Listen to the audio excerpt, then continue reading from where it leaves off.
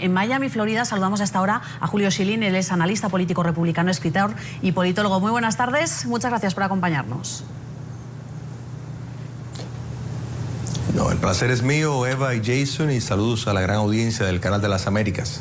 Preguntarle si está equivocado o tiene razón el presidente Barack Obama al no relacionar estas dos cosas, es decir, el Islam es una cosa, los terroristas son otra. Bueno, sí y no. O sea, el gran problema que tiene la actual administración, y por eso la franca desconfianza de gran parte del mundo musulmán, es que este presidente ha sido gran parte del problema. Hay que recordar que ISIS surge, esta facción que surge de Al-Qaeda, es un resultado directo de la inacción del presidente Obama en Siria. En otras palabras, ISIS en efecto le ha salvado al régimen de Assad en Siria su dictadura, porque le permitió que floreciera, y el presidente Obama no cruzó la línea que debe haber cruzado. El abandono de las fuerzas norteamericanas en Irak tiene mucho que ver también con este terreno que se le ha servido al islamismo radical. El gran problema de esta política es que pierde de vista la gran oportunidad que ya el presidente ha perdido gran parte de ella, y eso es que dentro del Islam hay una guerra por su identidad. Y no me refiero a chií contra suní, sino el islamismo radical versus el Islam. El presidente de Egipto, por ejemplo, Al-Sisi, ha tomado medidas muy efectivas contra el fundamentalismo islámico, en el caso de Egipto, con la hermandad musulmana, que es un brazo del fundamentalismo islámico peligrosísimo, y no solo en su territorio, sino ha ofrecido fuerza aérea para combatir a los insurgentes fundamentalistas. Jordania también está involucrada en esta lucha, de manera de que hay una gran mayoría, diría yo, de personas en el mundo musulmán que entienden de que hay que reformar el Islam, y el presidente Obama es demasiado tímido. ¿Y cómo le vas a ganar a un enemigo si no lo quieres identificar? Y el enemigo no me refiero a Islam. Esto no es un problema entre el cristianismo y el Islam, esto es un problema del Islam mismo, y el mundo libre debe de asistir a esa gran mayoría moderada a frenar los impulsos extremistas. Exactamente, señor Schilling, porque aunque sea un problema del Islam mismo, como usted lo nombra, está ocasionando muertes de personas que nada tienen que ver con el Islam. Pero quería preguntarle, si bien todos los islamistas no son terroristas, sí los terroristas, los miembros de Al-Qaeda, los miembros del Estado Islámico, como se hacen llamar, dicen que son islamistas. ¿Por qué cree usted que el presidente Obama no está asumiendo el costo político de enfrentar justamente este problema que tienen los extremistas de la religión del Islam?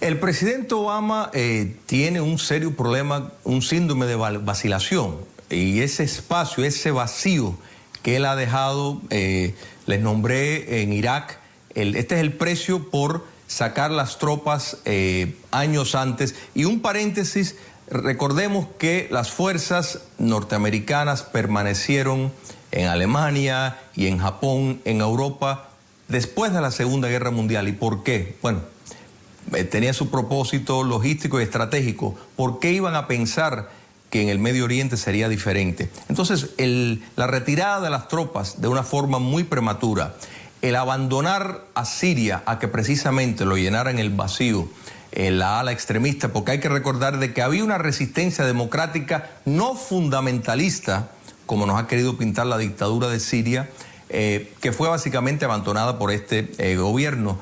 Entonces, pues, el presidente no tiene bien definido su reacción, y desde su primer discurso en la Universidad de Cairo, básicamente ha hecho una apología y pidiendo disculpas por la política en específica de los Estados Unidos, pero del mundo occidental en general, y eso es un error, porque esto de nuevo, y eso es algo que él no tiene para nada claro, en llamar las cosas por su nombre. El islamismo radical es una ideología radical. Efectivamente no representa a la mayoría de los musulmanes, en eso el presidente está correcto, pero esta guerra hay que ganarla no solo en el campo bélico, sino también en el campo ideológico. Y se hace un favor muy flaco al no querer llamar a estos fundamentalistas por su nombre.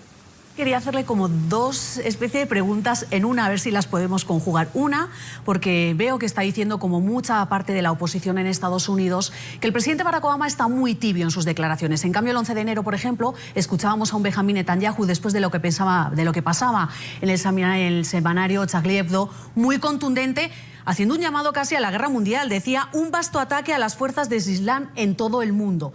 Ese no es nuestro extremo también peligroso, y se lo digo porque después del Charlie Hebdo se veía a periodistas que iban de incógnito con cámaras ocultas paseando por zonas donde hay islamistas o gente que pertenece al Islam que tiene miedo también porque ahora resulta que son atacados por europeos. Se les señala de todo lo que está pasando cuando muchos de ellos tampoco tienen nada que ver. Un extremo tanto como el otro, ¿no son peligrosos también? El problema es que esta crisis se ha extendido hacia el mundo entero. La diáspora musulmana, en su mayoría, en el caso de Europa, recibe, o sea, los fondos de los jeques fundamentalistas básicamente tienen el destino de la diáspora musulmana en Europa. Eso es por diseño para precisamente alimentar este tipo de acción. El Estado Islámico está trayendo una gran cantidad de personas de Europa precisamente, y estos son los frutos de esa inversión que estos jeques extremistas han hecho en esa juventud que vive en Europa. Entonces el problema sí lo tienen muy de cerca. Todos sabemos lo que ha pasado en París, en Dinamarca, la amenaza en Italia, el ataque hace unos años a los Estados Unidos. O sea que esto no se puede separar.